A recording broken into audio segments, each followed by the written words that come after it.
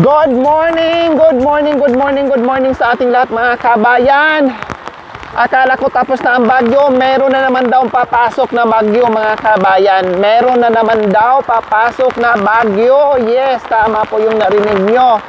Wala na talagang katapusang ulan at bagyo mga kabayan. Doble bigat sa dala natin, mabigat yung kaputi. No, aray ko. Nabasa yung loob ko. Yung kapote. Tapos mabigat yung kapote, mabigat yung buta.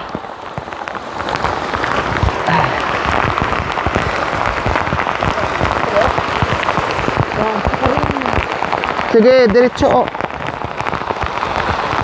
Pumapasok yung ano sa ano ko.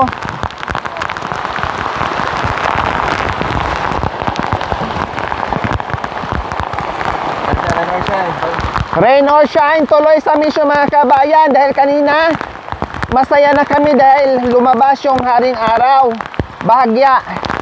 Pero pag-akyat namin dito sa bundok, kung kailan dumating na kami dito sa area po mga kabayan, biglang bumuhos ang lakas ng ulan. Hi! Diyos ko mga kabayan ko, pray nyo na lang po kami sa mga lakad namin, no? Pag-pray nyo na lang po yung aming misyon na kakayanin natin. Yan, bumuhos, grabe. Lumakas bigla yung ulan. Iba yung weather sa bayan at iba dito sa bundok.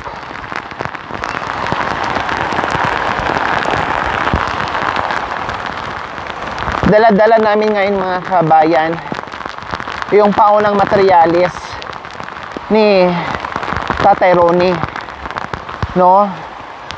Kasi hindi namin kaya na isang bilihan dahil malayo ito mga kabayan. So yung hindi pa natin nabili na materyales ay to follow na lang. Yung yero kasi magamit namin yan doon. Kaya inuna ko, no? Yung iba na pangdingding wala pa. Kaya pahirapan ang ating pag-rescue ngayon, pamimigay ng mga light materials dahil sa ulan na talaga naman, oo, halos isang linggo na mga kabayan ganito yung sitwasyon ng panahon. Diyos ko Lord, tama na yung ulan, no? Dahil kawawa din yung ibang lugar ay binabaha sila. Kawawa, hirap na ng buhay, hindi pa sila makapagtrabaho dahil sa baha po mga kabayan. Maraming apektado ngayon. Kanina po sa bahay mga kabayan, kung hindi ganito kalakas, talagang ambon-ambon lang. Kung kailan kami nandito na sa tuktok ay ito biglang bumuhos ang ulan. Pero sabi ko nga, rain or shine, ay hindi tayo matitinag. Huwag lang bumagyo signal number 10 dahil hindi talaga tayo uubra, no? Ulan, kaya pa nating sagupain yan, no? Ulan, baha, basa. Nabasa ka? May buta? Saan? Sa akin nga, basa din ako. Sarapan, pumapasok, no? Nakakaputi kami mga kabayan pero pumapasok dito sa zipper. Kailangan pa talaga na ano, nagdala ka na. Isuot mo yung dito mo sa ulo. So ayan po mga kabayan, yung binili ko kay Tatay Ronnie na yero, no, pati yung ridsol po mga kabayan, may kulay na, no, may kulay na po kasi mahirap magpintura. So, ayan mga kabayan, super dilim yung ating kabundukan mga kabayan. Halos hindi mo makita yung bundok dahil sa sobrang kapal ng ulan at fog po mga kabayan. Ayan o, so foggy doon, banda mga kabayan, grabe talaga. Ganyan naman madalas dito sa bundok mga kabayan.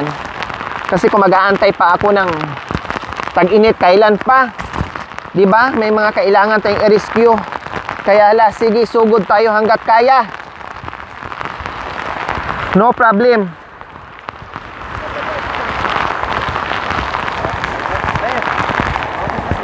Ha?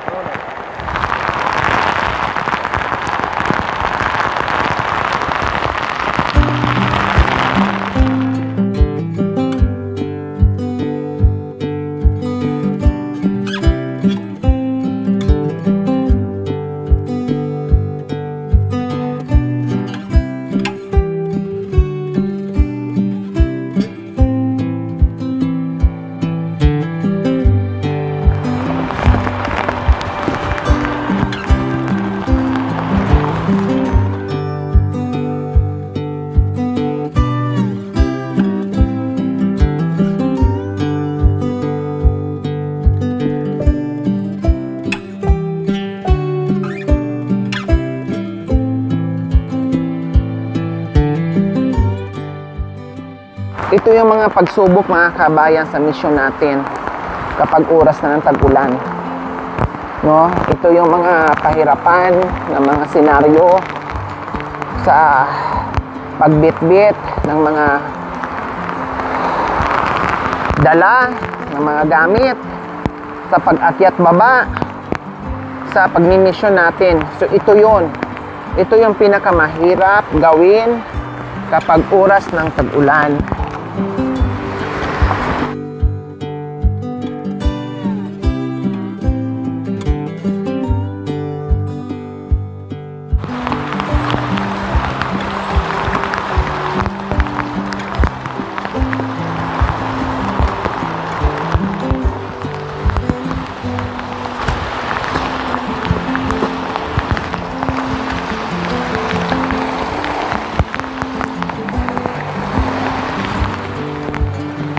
So ayan po mga kabayan, nandyan na sila kasi hindi kakayanin kung dire-diretso kasi lahat ng kaluluwa mo ay ngalay, no, dahil sa madulas na daanan plus mabigat na dala-dala.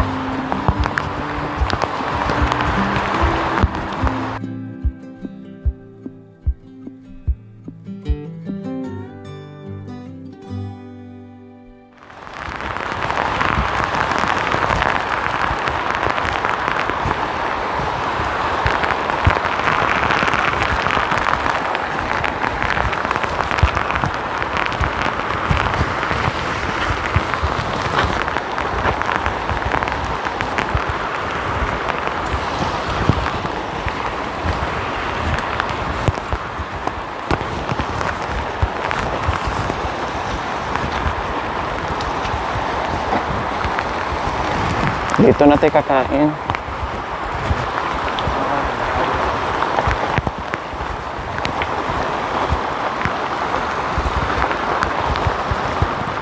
So ayan po mga kabayan, kailangan muna namin maggasolina, hindi lang yung sasakyan ang maggasolina mga kabayan. So kailangan din namin maggasolina para naman lumakas kami sa paglalakad. At lalong-lalo na yung ating nagbubuhat mga kabayan, kailangan kumain, no, para lumakas. Dahil alam naman natin kapag ganitong ulan, masarap kumain, gutomin, no, and then may buhat-buhat pa na mabigat. Kawawa naman yung nagbubuhat. Ako nga, nakaramdam ako ng gutom mga kabayan. How much mo yung ating mga nagbubuhat? Okay, sige. So ayan, meron kami dala-dalang pagkain po mga kabayan. So yan naman ang mabilis at madaling bilhin, no? Kaya laging Jollibee o McDo para hindi na magluto-luto, mabilisan, bilhin mo na lang. And kuya, dito silong ka. Dito dito ka para di mabasa yung kanin mo. So kain po tayo mga kabayan. Free muna tayo Kuya Juing. Free muna. Muli nagpapasalamat kami sa inyo God. Ganun din po sa pag-iingat bawat isa po sa amin. Ganun din po sa kalakasan at patuloy na binibigay sa amin. sa ito ginagawa ko sa kanyang pangalan mo Panginoon. Amen. Amen. Okay. God bless. So, kain muna. Di naman kami mabasa mga kabe. May kaputi, may dahon. Nung nagsisilbing ano sa amin, payong. Kain po. Sabaw. First time, fried chicken na may sabaw. Mga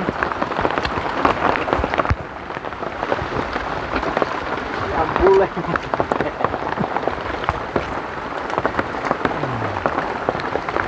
Sarap ng kinain natin yan. Tinambal yun ng panas na karahang.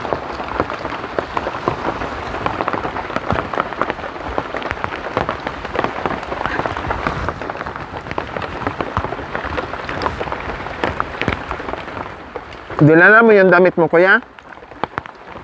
Yeah. Sa kaya? Hindi ka lamigin mamaya.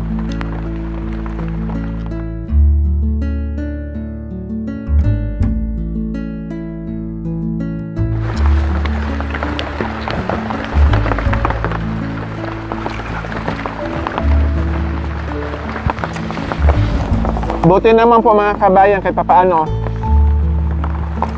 Kung kaya kami kakain, ay nakasama din sa amin yung ulan. Pinagbigyan kami mga kabayan. Huminto din siya. Dahil si Kuya Joel nagsasabaw na siya ng ano, ng fried chicken. May sabaw na siyang ano, ulan mga kabayan. Buti lang nandito kami sa ilalim ng ano, ng yung saging. Kaya yung fried chicken niya may sabaw. Sabaw na, ayan o, tulo ng ulan. Follow nyo mga kabayan, subscribe nyo, parang awat nyo na. Please. So ayan po mga kabayan, thanks God. Ay nakakain na rin ang team mga kabayan at lumakas na ulit. Kaya patuloy tayo sa ating paglalakbay. Kaya tara mga kabayan, samahan niyo po kami.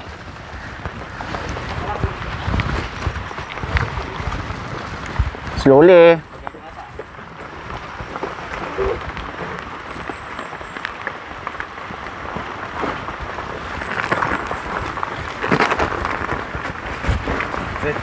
Isa muna ako tatalon bago yung tulad. Bago ba? So, nandito na tayo muli. Sana matanggap tayo muli ni Tatay Ronnie ng maluwalhati. Kagaya ng pagtanggap niya sa atin ng ilang beses dito mga kabayan. Yun lang naman ang dinadasal natin. Hindi tayo mapapagod sa punta-punta dito, no? Basta magiging masaya lang siya, tanggapin tayo ng buong buo para lalong magiging panatag tayo sa kanya at lalong magiging panatag din po siya sa atin. Ganun po mga kabayan. Masaya tayo mawala ang pagod natin kapag masaya si Tatay Ronnie.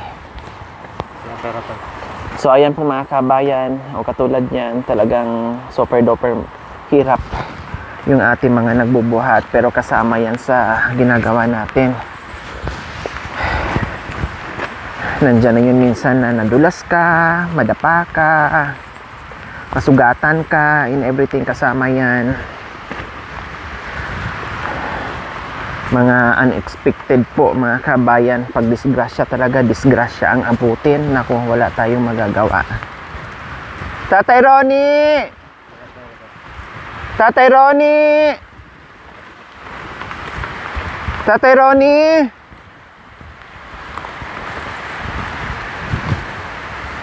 Tatay Ronnie! Tatay Ronnie! Hi! Aray ko na. Nakahubad na naman si Tatay Ronnie. Samantalang may mga binili na akong damit niya. Lahat. Binigyan ko na. Pero talagang ganyan. No? Talagang ganyan si Tatay Ronnie. Masinop at sanay na dito sa kabundukan. O, nakahubad si Tatay Ronnie. Binigyan na natin ng gamit yan, mga kailangan niya, no? Pero talagang ganyan ang gusto niya mga kabayan. Presko. Tatay Ronnie! Hi! Good afternoon! Kumusta po kayo? I miss you. I miss you.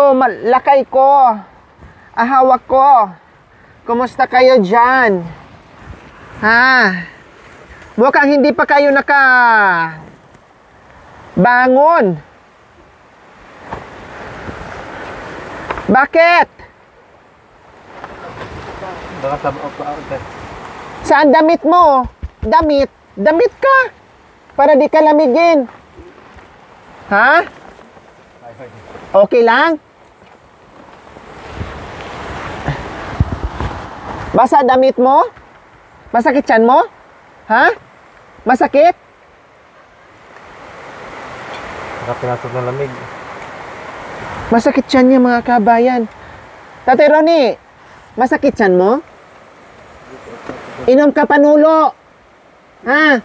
Ay, Diyos ko, yung panulo ko nandoon pala sa sasakyan. Magdamit ka muna, kaya siguro masakit tiyan mo kasi nilalamig ka. Saan damit mo? Baro.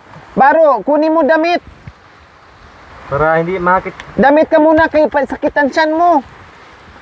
Diyos ko, mga kabayan, yung damit ko, ay, yung gamot ko mga kabayan, nandoon sa sakyan, hindi ko dala yung bag ko kasi kumpleto ako sa sakyan, sakit sa tiyan, sakit sa ulo, sipon, lahat na, trangkaso, katawan. Meron ako sa sakyan, marami ako doon. No, siguro mga kabayan ay nilamig. Na anuhan, napasukan ng lamig po mga kabayan.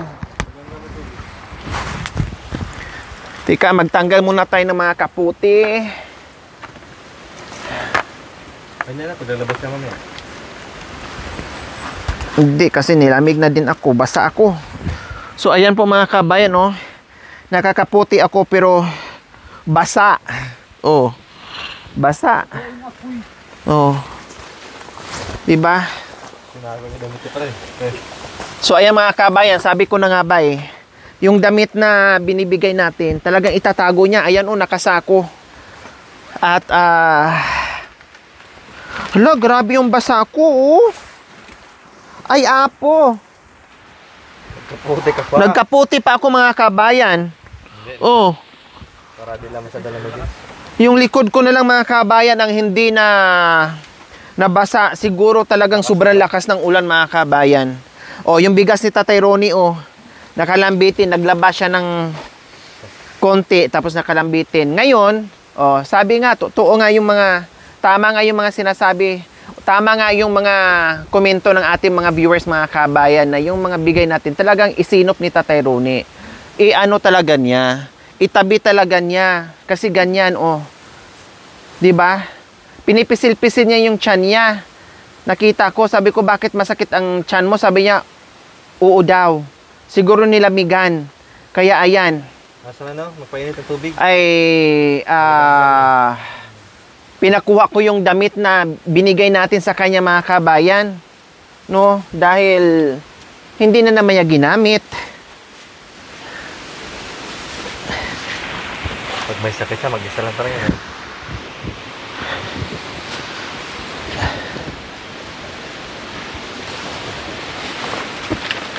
Sabi ko na nga ba basta kasi Yung nagbobuhat ng ero. Nilalamig si Junjun. Nilalamig si Junjun. Nilalamig si Junjun. Ay! Silo. Paratoy mo nakakwa. Barak.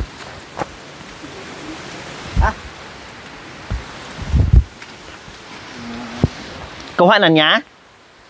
Daw pinalis po ay. Pinagkukuha na niya, walang kuha. Walang ulan daw po. Walang ulan. Yan, magdamit ka para hindi ka mapasukan ng lamig, ha? Tatay Ronnie, hawak ko. Magdamit ka lagi para hindi sasakit ang tiyan, ha? Oh, yan. Makan yan. Oh. Pugi. Talaga naman. Mga dami, tinago.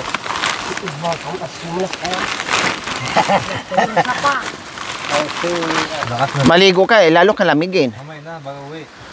Para padali sa taas, magbihis. At pauna niya po. Lahat pala tayo nabasa kahit nakakaputi, no? Sa sobrang lakas ng ulan. Hindi talaga kakayanin pala pag sobrang lakas ng ulan. Kailangan na. Bakit masakit daw? Anong kinain? Baka pinasok ng lamig. Anong kinain niya? Ay, kakinan. Ay, aklo nangan. Ay, hindi pa siya kumain? Bakit di pa kumain? Kamangan ka. Masakit? Dapat maging tubig. Ano daw? Kumain doon na maaga po. Kumain siya ng maaga. Oh. So, mamayang tanghali na lang. At Pakainin natin. Tatay Ronnie, ito na yero. May kulay. May kulay na, yero. 10. No, napo. 10. Tapos may kulay na kasi hindi tayo makapintura kung ang bibilhin natin yung walang pintura. Tapos magpipintura tayo dyan, hindi matuyo. Ulan. So, ang binili ko, yung may kulay na. Para maganda, hindi siya agad makalawangin. No, hindi ka agad kalawangin. Kaya 10 ito. Ha? Oh, kalawangin pag walang kulay, no? Oh, ngayon, ito hindi kalawangin. May kulay. May pintura na.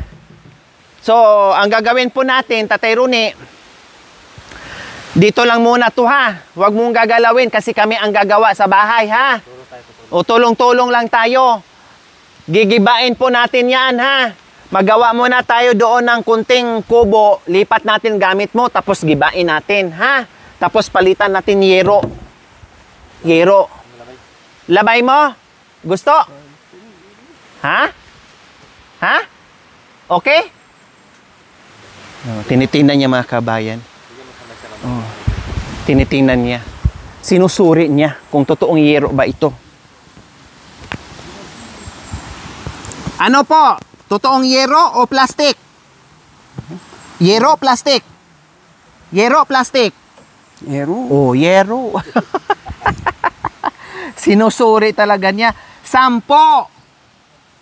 Tutulilib. Kaya nga palitan natin lahat. Palitan natin. Tapos, ang gagawin nating bahay, yung maliit lang, simpleng bahay, tapos nakayero. Tapos, gagawa tayo ng kwarto. Lalagyan ng mga gamit mo. Tapos, higaan nyo po para pag malamig ang panahon, meron kayong higaan. Tapos, yung kalahati, open lang. Lagyan natin ng mga kahoy, kawayan, ganyan. Para makita mo pa rin yung kabundukan, hindi yung saradong-sarado. Makanyan. Balangros. Ha? Gawa ng balangros. Oh, very good. Kawayan. Kawayan. Makanyan. Isang ganyan, kwarto. Yeah, oya. Gumawa ka ng bagdaw. Oya. Tapos yung biranda, open. Kahoy, kawayan. Oh, para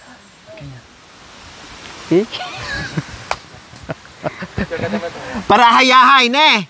Oh. Pero wag mong gagawin, kami gagawa ha. Ako gagawa ha. Ikaw wag ha. Wag mo gawin. Kami gagawa, hindi ikaw para hindi ka mapagod. Tutulong ka lang. Ha? Wag. Kasi baka mamaya pagdating namin dito, pagbalik namin, nalagay mo na yung mga hero. Wag mong gawin, kami gagawa ha. Okay, so kami gagawa. Kami din ang magsira-sira, kami din ang magsira niyan. Magtulungan tayo. Maglipat tayo ng mga gamit mo. Plus, hakutin natin yung mga gamit mo doon and then unti-unti natin baklasin yan. Then, magtayo na tayo ng mga poste. Pero saka na lang kasi saka na lang kasi sige pa ulan. Saka na lang sirain, saka na lang tanggalin kasi ulan pa ng ulan ha. Oh. Masaya? Happy? Masaya? Oh, happy daw. Di nakalimutan. Siya ngayon ang... Oh, very good. Sa ngayon na nagyaya sa akin, happy.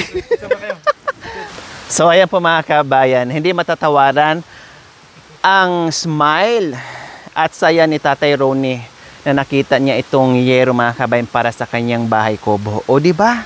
Sa simpleng ginagawa natin mga kabayan ay ang kapalit sobra-sobra. Napaka-priceless ang naramdaman ngayon sa puso at sa isip ni Tatay Ronnie na mabago na yung bahay niya, na hindi na siya mahirapan. Although alam niya, although kaya niya mga kabayan yung ganitong sitwasyon, pero syempre tayo na hindi sanay, nadudurog ang puso natin. Kaya bigyan naman natin ng pagkakataon na mabago ng konti yung tirahan niya dito sa kabundukan mga kabayan. Kahit yun man lang maipadama natin.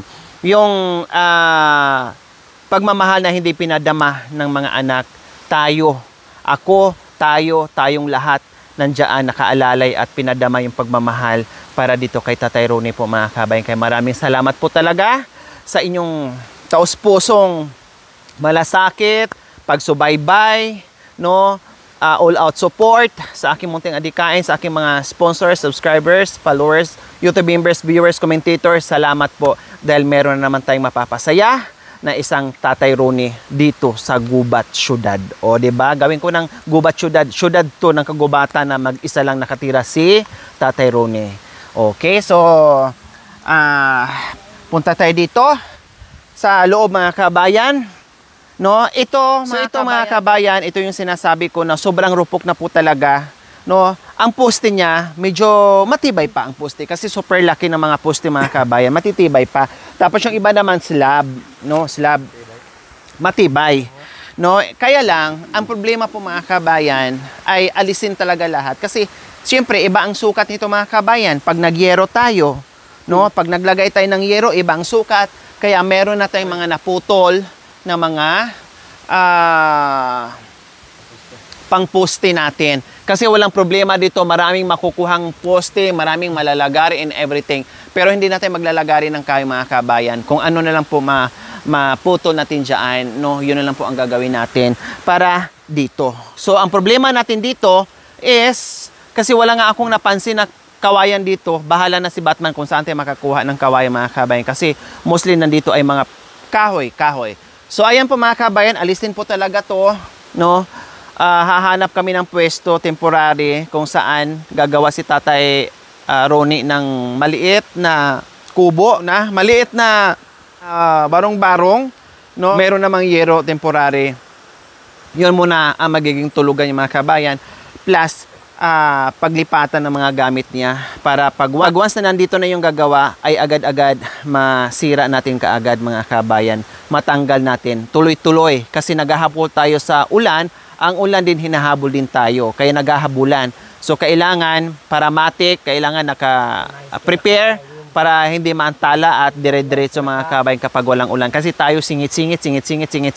Super duper talaga hirap mga kabayan pag ang oras natin ay puro bitin. No, dahil nagmamadali tayo, naaabutan tayo ng ulan, kaya ang ginagawa natin pasulpot-sulpot din, pasingit-singit lang din mga kabayan dahil sa panahon at sa bagyo na ganitong sitwasyon mga kabayan. Okay? So, kabayan, so far so good yung ating sponsor para dito sa bahay kubo ni Tatay Ronnie po mga kabayan. Magpapasalamat po tayo sa walang sawang pagmamahal at suporta sa ating mga very generous sponsors po mga kabayan. Labing sponsor from Canada, 12,003.75. Ma'am Agnes Balutan Mata and Sir Rinaldo Mata from Toronto, Canada, 6,185.88. Ma'am Erlinda Mateo Ramos from California, 5,604. And shout out Ma'am Ador, Ma'am Herminia, Sir Randy, and Sir Jimmy. And Ma'am Nora Lewis from California, 11,368. No, more or less ay nasa 30,000 ang nalikom po natin para dito sa pabahay kubo ni Tatay Ronnie. So, sinabi ko nga po mga kabayan nung mga previous vlogs natin, sabi ko, yung ating mga pabahay, yung expenses ay more or less 15 to 20,000. 20 to 20,000. Depende po yon sa lugar, sa sitwasyon. Pero katulad dito kay Tatay Ronnie po mga kabayan, more or less nasa 30,000 yung magagastos po natin dito. Kasi syempre, no, kukuha tayo ng gagawa, karpintero natin. Pag walang karpintero, kaya na po ang gagastusin 20,000. Pero syempre, pag may karpintero po mga kabayan at maraming expenses, so more or less nasa 30,000 naglalaro po niyan mga kabayan. So ngayon po mga kabayan, nangangapa pa tayo sa ating bagong idea na mga binibigay natin ng light materials at hindi pa natin nakuha yung fixed at yung tamang expenses po sa ating bagong pabahay ngayon mga kabayan na light materials, no? Basta sa halagang 20,000, more or less 20,000 makapagbigay na tayong light materials plus pagkain nila, and then pagdepende sa sitwasyon, pag malayo, more or less 30,000 makapagbigay na tayo ng simpleng matibay na bahay kubo po para sa mga kabayan natin. Kaya maraming salamat po muli. Sana patuloy po natin suportahan ang ating munting adikain, mga kabayan, no? Tulad ng panunood without skipping ads, pag-share, no, pagla-likes, maraming salamat po. At syempre ipagdasal natin yung ating mga butihing sponsors na bigyan pa sila ng lakas ng pangangatawan sa araw at bigyan pa ng maraming biyaya upang sa ganun, marami pa silang matulungan na hindi lang sila kundi marami pang iba. Maraming salamat po.